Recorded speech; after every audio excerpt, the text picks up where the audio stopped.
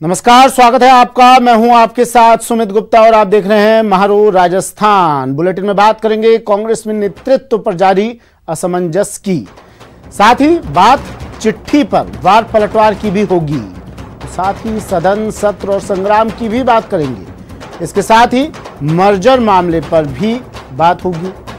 Corona पर update आपको बताएंगे, तो साथ ही पश्चिमी राजस्थान में बारिश से जुड़ी खबरें भी आपको दिखाएंगे।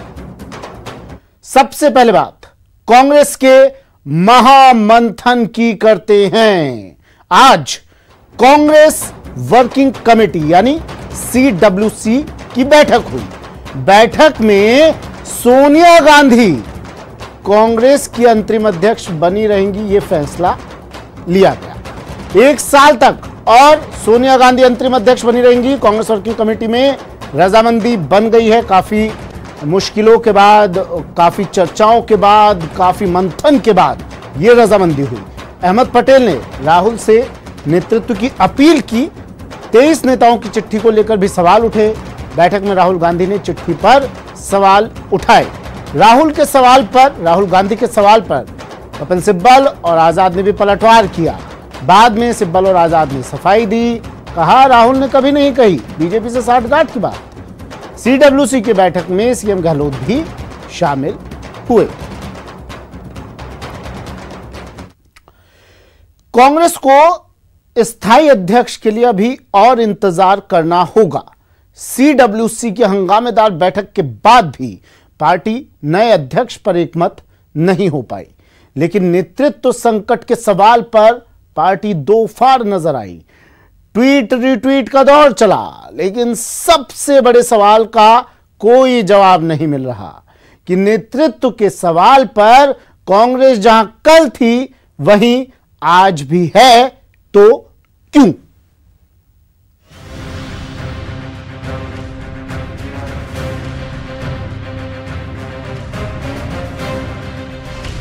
कांग्रेस का दिल्ली संकट।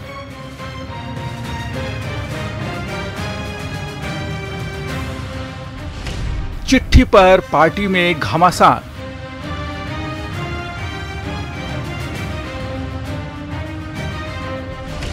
नेतृत्व पर असमंजस कब तक?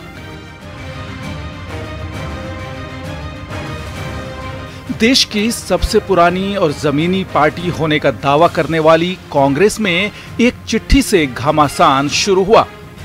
सोशल मीडिया पर पहले वार और पलटवार हुए तो फिर सफाई का दौर भी चला।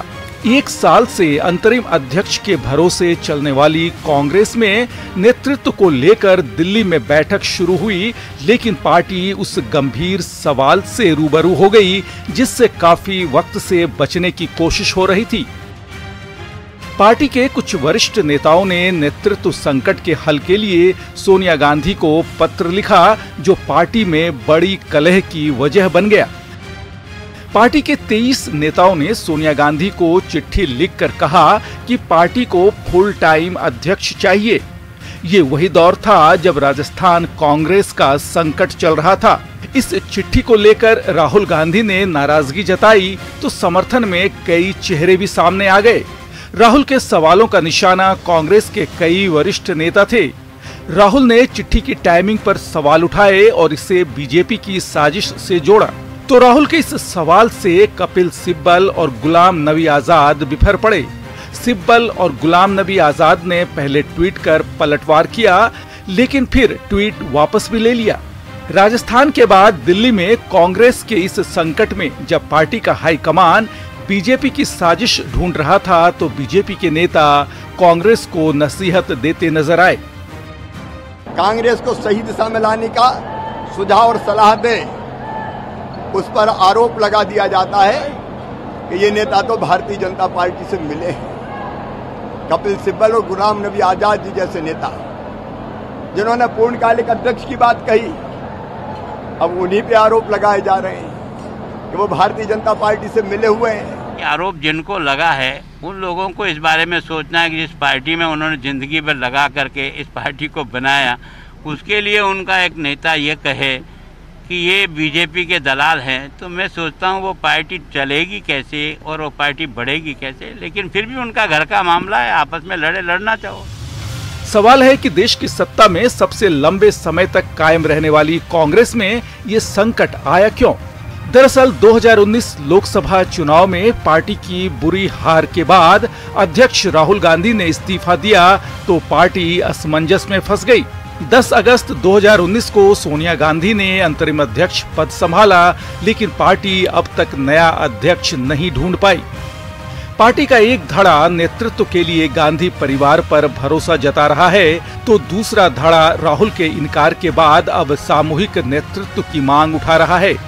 राजस्थान, छत्तीसगढ़ और पंजाब के सीएम समेत कई नेता सिर्फ गांधी परिवार का नेतृत्व चाहते हैं। पत्र लिखने वाले नेताओं की मंशा पर सवाल उठाने के बाद भी एक सवाल का जवाब अभी भी नहीं मिल पाया कि बगैर अस्थायी अध्यक्ष के एक पार्टी पूरे देश में फैले अपने कार्यकर्ताओं को नेतृत्व कैसे दे पाएगी। Bureau report, news 18 Rajasthan. चलिए सीधा लिए चलते हैं। कांग्रेस की प्रेस कॉन्फ्रेंस में रणदीप सुरजेवाला और केसी वेणुगोपाल संबोधित कर रहे हैं, बात कर रहे हैं पत्रकारों से। The last 6 months have seen the nation in the throes of multiple crises. We have been beset by the corona pandemic that continue to claim thousands of lives, to downward spiraling economy, through massive job losses and growing poverty, and for brazen aggression into and occupation of Indian territory by the Chinese. Second, the two voices that have been at the forefront of exposing the government's inadequate responses. Divisive politics and audacious propaganda are of Srimati Sonia Gandhi and Sri Rahul Gandhi. Srimati Sonia Gandhi had questions on the handling of the migrant crisis, put this government to shame. She ensured that Congress ruled state tackled the pandemic effectively and provided access to health care and treatment to all sections of the people. Her leadership has wrangled and embarrassed those occupying the highest offices in the government.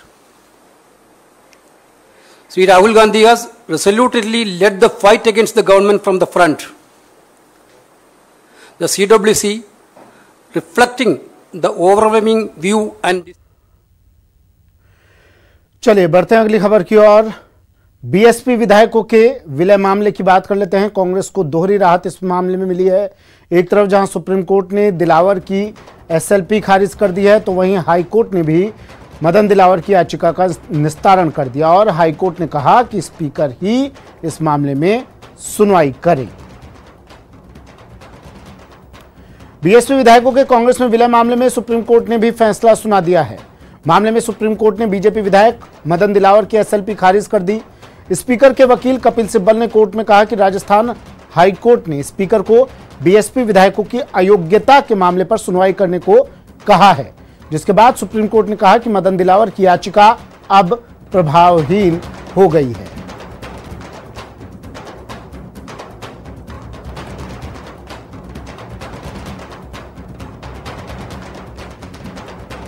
BSP विधायकों के कांग्रेस में विलय के मामले में Rajasthan high court ने आज अपना बहुप्रतीक्षित फैसला सुना दिया है। जस्टिस महेंद्र गोयल की कोर्ट ने याचिका को निस्तारित करते हुए कहा कि इस मामले में स्पीकर सुनवाई करें। अब बीएसपी विधायकों के मामले में फैसला लेने का अधिकार स्पीकर के पास होगा। स्पीकर को फैसला करने के लिए कोर्ट ने कोई सीमा निर्धारित नहीं की है। हालांकि स्पीकर के फैसले के बाद मदन दिलावर फिर से कोर्ट में अपील कर सकते हैं। आपको बता दें कि इस मामले को लेकर बसपा और बीजेपी विधायक मदन दिलावर ने हाईकोर्ट का दरवाजा खटखटाया था, जिसके बाद आज हाईकोर्ट ने अपना फैसला सुनाया है। स्पीकर के वकील प्रतीक कासलीवाल ने कहा कि कोर्ट ने बड़ा फैसला दिया है, स्पीकर ही मर्जर मामले में फैसला करेंगे।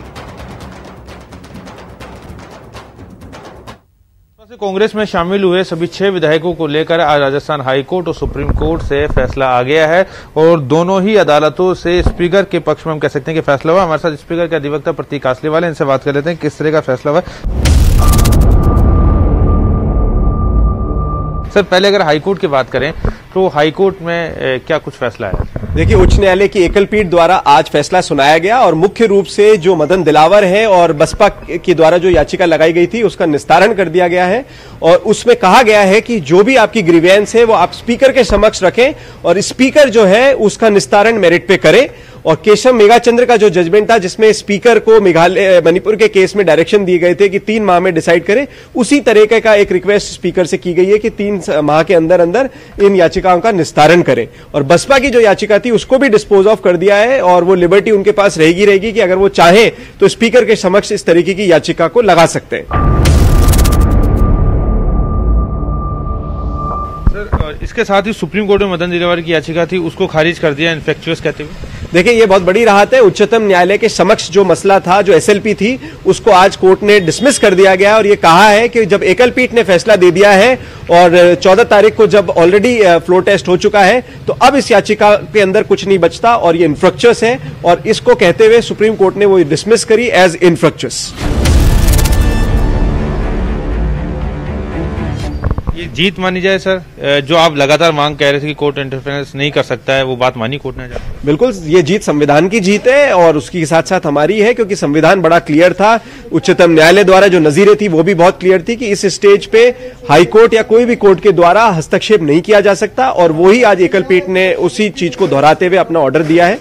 तो ये एक बहुत बड़ी संविधान की जीत है। शुक्रिया हमसे बात करने के लिए। आपसे प्रतीक आसलीवाल जिन्होंने कहा कि ये जीत स्पीकर की उनके पक्ष की नहीं है, संविधान की जीत है। लगातार वो लोग यही कह रहे थे कि अदालत जो है वो स्पीकर के कार्य क्षेत्र में हस्तक्षेप नहीं कर सकती और आज कोर्ट ने अपने फैसले से इस पर मोहर भी लगा दी है। कैमरा पर्सन विपिन शुक्ला के साथ सचिन कुमार, न्यूज 18 जयपुर। फैसला तो आ गया है लेकिन फैसले का अध्ययन बाकी है।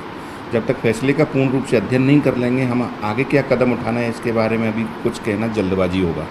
जहां तक अभी तक जो सुनने में आया है फैसले के बारे में माननीय। चलिए कांग्रेस की पीसी में ले चलते हैं। रणदीप सुरजेवाला बोल रहे हैं। पूरे शासित राज्यों में कोरोना महामारी को प्रभावशाली तरीके से संभाला जाए तथा स्वास्थ्य सेवाएं व इलाज समाज के हर वर्ग को उपलब्ध हो सकें। उनके नेतृत्व ने उच्च पदों पर बैठे लोगों को झकझोरा भी और सच्चाई का आईना भी दिखाया। श्री राहुल गांधी ने भाजपा सरकार के खिलाफ जनता की लड़ाई का दृढ़ता से नेतृत्व किया। कांग्रेस के हर आम कार्यकर्ता की व्यापक राय व इच्छा को प्रतिबिंबित करते हुए कांग्रेस कार्य समिति की यह बैठक श्रीमती सोनिया गांधी एवं श्री राहुल गांधी के हाथों व प्रयासों को हर संभव तरीके से मजबूत करने का संकल्प लेती है। सीडब्ल्यूसी की स्पष्ट राय है कि इस महत्वपूर्ण मोड़ पर पार्टी एवं उसके नेतृत्व को कमजोर करने की अनुमति न तो किसी को दी जा सकती है और न किसी को दी जाएगी। आज हर कांग्रेसी कार्यकर्ता एवं नेता की जिम्मेदारी है कि वे भारत के लोकतंत्र, बहुलतावाद व विविधता पर मोदी सरकार द्वारा किए जा रहे कुत्सित हमलों का डटकर मुकाबला करें। तीसरी व एक और महत्वपूर्ण बात यह है कि हमारे इन दोनों नेताओं की बुलंद आवाज ने कांग्रेस के अंदर व बाहर भारतीयों को देशवासियों के साथ खड़े होकर भाजपा सरकार से जवाबदेही मांगने व सवाल पूछने के लिए प्रेरित किया है। जबकि सरकार जनता को अपने खोखले व स्वनिर्मित मुद्दों में उलझाकर रखना चाहती है। उनके नेतृत्व में करोड़ों कांग्रेसी कार्यकर्ता व समर्थक बाहर निकल पड़े ताकि मौजूदा भाजपा सरकार के अधीन शासन की भारी कमियों की भरपाई हो, जिनकी वजह से गरीब व मध्यम परिवार के लोगों को अपने अधिकारों व आजीविका से वंचित होना पड़ा। चौथा, सीडब्ल्यूसी ने इसका भी संज्ञान लिया कि पार्टी के अंदरूनी मामलों पर विचार विमर्श मीडिया के माध्यम से या सार्वजनिक पटल पर नहीं किया जा सकता है। कांग्रेस कार्य समिति ने सभी कार्यकर्ताओं व नेताओं को राय दी कि पार्टी से संबंधित मुद्दे पार्टी के मंच पर ही रखे जाएं ताकि उपयुक्त अनुशासन भी रहे और संगठन की गरिमा भी। पांचवां, सीडब्ल्यूसी कांग्रेस अध्यक्षा को अधिकृत करती है कि उपरोक्त चुनौतियों के समाधान हेतु जरूरी संगठनात्मक बदलाव के कदम उठाएं। उपरोक्त विचार विमर्श एवं निष्कर्ष के प्रकाश में सीडब्ल्यूसी एकमत से श्रीमती सोनिया गांधी से निवेदन करती है कि कोरोना काल में अखिल भारतीय कांग्रेस कमेटी के अगले अधिवेशन के बुलाए जाने तक वह भारतीय राष्ट्रीय कांग्रेस की अध्यक्षा के गरिमामय पद पर नेतृत्व करें। Any questions now? You welcome to ask one by one. Yes, we start with it. One is that there was a committee that has been constituted. Secondly, that is to help Congress president. Second, there were some working committee members who suggested that action should be taken against the letter writers. They challenge saying take whatever action we want. If you can come clean. CWC की बैठक के बाद अब कांग्रेस की PC. एक break और break के बाद जल्द हाजिर हो रहे हैं।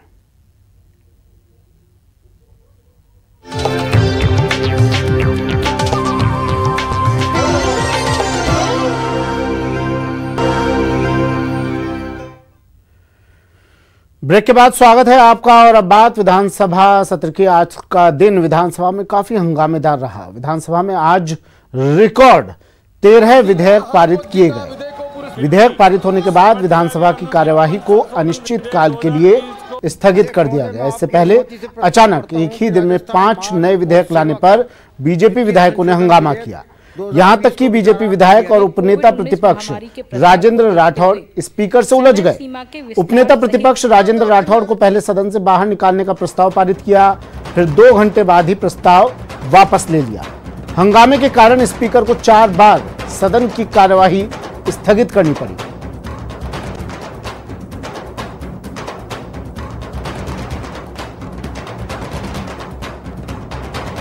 बिल कौन तो पढ़ पाएगा, कौन इस पर न्याय कर पाएगा, और जो बिल आज पेश होगा उस पर अमेंडमेंट कौन से देगा, उसके ऊपर तैयारी करके कैसे आएगा। तो केवल और केवल फॉर्मेलिटी करना चाहते हो तो उसमें तो हम इन्वॉल्व नहीं होंगे। वो विरोध करके हम बिजनेस एडवाइजरी कमेटी से वॉकआउट करके बाहर आ गए। और उसके बाद जब हाउस में डिस्कशन शुरू हुआ, हमने कहा ये 8 बिल जो पहले से तय थे उस पर चर्चा होगी। उस पर भी कभी कोई बोलने खड़ा हुआ तो फट से बिड़ा दिया, विषय के अनुसार नहीं है, इसके अनुसार नहीं है। सरकार जिन 5 और नए बिलों को लेकर आ रही है, आज इस संशोधन का जो हमारा 48 घंटे का अधिकार है उसको कर्टेल आप कर रहे हो और आज का आज उन पर पारण कराओगे, इस पर हमें ऐतराज है। उसके बाद कार्य सलाहकार समिति की बैठक का हमने बाइकआउट किया। किसानों की बात करना, बिजली बिल जो माफ करना था इस कोरोना काल में, माफ नहीं करके 500 बिल नहीं भर सकते थे, उनके 5-5 हजार बिल आ रहे। मेरे पास मेरे क्षेत्र में कई लोग ऐसे आए जिन्होंने मुझे रो कर मेरे सामने रोए है कि बिल कैसे भरेंगे हम लोग। तो मुझे बड़ा दुख हो रहा है कि इन्होंने बिल माफ के लिए तो प्रावधान नहीं रखे, लेकिन इसमें अपना खुद का स्वाद कैसे सिद्ध हो ये काम किया है। मंदसा विधेयक लाकर बहुत लंबी मांग को पूरा किया है। आने वाले वक्त में इससे मदरसा एजुकेशन के अंदर नई चीजें आएंगी, लोगों को शिक्षा मिलेंगी और उनका उन्हें हक मिलेगा। प्रदेश में यूथ कांग्रेस के नवनियुक्त अध्यक्ष गणेश घोघरा ने आज पदभार ग्रहण कर लिया है। सीएम गहलोत की मौजूदगी में गणेश घोघरा ने यूथ कांग्रेस के प्रदेश अध्यक्ष के रूप में पदभार ग्रहण किया। इसके बाद सीएम गहलोत ने समारोह को संबोधित भी किया। उन्होंने कहा कि कांग्रेस का फ्यूचर एनएसयूआई और यूथ कांग्रेस के नौजवानों का ही होता है। इसके साथ ही उन्होंने केंद्र सरकार पर भी निशाना साधा। जो यूथ कांग्रेस देख रह चुके हैं उनके अनुभव का लाभ लेंगे और मैं चाहूंगा पूरे प्रदेश के अंदर यूथ कांग्रेस, एनएसयूआई, सेवा दल, महिला कांग्रेस, ये तमाम जो विंग है कांग्रेस की, ये मजबूती के साथ आगे आए। चैलेंज बहुत बड़ा है हमारे सामने, उसको हमको समझना पड़ेगा। वो चैलेंज है संविधान बचाओ, लोकतंत्र बचाओ। पूरा देश जो है चिंतित है इस बात को लेकर। आप में से कई विद्वान लोग खड़े हैं, इंटेलेक्चुअल खड़े हैं, छात्र खड़े होंगे और आप देखेंगे जितने आर्टिकल आ रहे हैं देश भर के अंदर, मीडिया में डिस्कशन आ रहे हैं, उसमें बहुत चिंता लगी हुई है बुद्धिजीवियों को भी, जुडिशरी हो, सीबीआई हो, इनकम टैक्स हो, ईडी हो, जिस प्रकार का दुरुपयोग हो रहा है वो आज तक कभी नहीं हुआ। और हम सबका सौभाग्य है कि राहुल गांधी जी ने जब कांग्रेस पार्टी में जिम्मेदारी संभालने का काम किया तो सबसे पहले उन्होंने कहा मैं यूथ कांग्रेस का प्रभारी के रूप में काम करूंगा, एनएसयूआई के प्रभारी के रूप में काम करूंगा। तो निश्चित रूप से हमारे सबके लिए गौरव की बात है। और जो ताकत राहुल गांधी जी ने पूरे देश में युवाओं को देने का काम किया, मैं समझता हूं उसका कोई सानी नहीं है। आज जो वातावरण पूरे देश में बना हुआ है उसमें अगर कोई एक व्यक्ति पूरे विपक्ष में दिशा देने का काम कर रहा है, लोकतंत्र को बचाने की अगर कोई लड़ाई लड़ रहा है तो उसका नाम है राहुल गांधी, जो हमारे नेता है। मैं कांग्रेस पार्टी की लीडरशिप को धन्यवाद देना चाहता हूं कि ट्राइबल बेल्ट से आने वाले वागड़ की धरती, जिसने हमेशा कांग्रेस पार्टी को मजबूत किया, हमेशा कांग्रेस पार्टी में जान फूंकी और हमेशा हर स्थिति और परिस्थिति में कांग्रेस पार्टी का साथ दिया। तो आपने एक परीक्षा नहीं, दो परीक्षा नहीं, तीन परीक्षा नहीं, 5-5 परीक्षा पार करी है और इसीलिए आला कमान ने आज आपको ये मौका दिया है। आपको मैं बहुत बहुत बधाई देना चाहता हूं। मैं उस धरती से आता हूं जहां संत मावजी महाराज पैदा हुए, संत सुरमादास जी पैदा हुए, संत गोविंद गुरु जी पैदा हुए और हमारे राजनीति में भोगीलाल जी पंड्या पैदा हुए। हमारे साक्षरता की देवी वीर कालीबाई, नानाभाई खाट, सेंगाबाई, राणा पूजा की धरती से आता हूं। मैं एक आदिवासी व्यक्ति हूं। सबसे पहले मुझे एक गरीब आदिवासी को प्रदेश अध्यक्ष बनाया, ये मेरे लिए गर्व की बात है। चलिए यहाँ वक्त एक ब्रेक का है। ब्रेक के बाद आपको दिखाएंगे क्राइम कंट्रोल का ऑपरेशन हाईवे।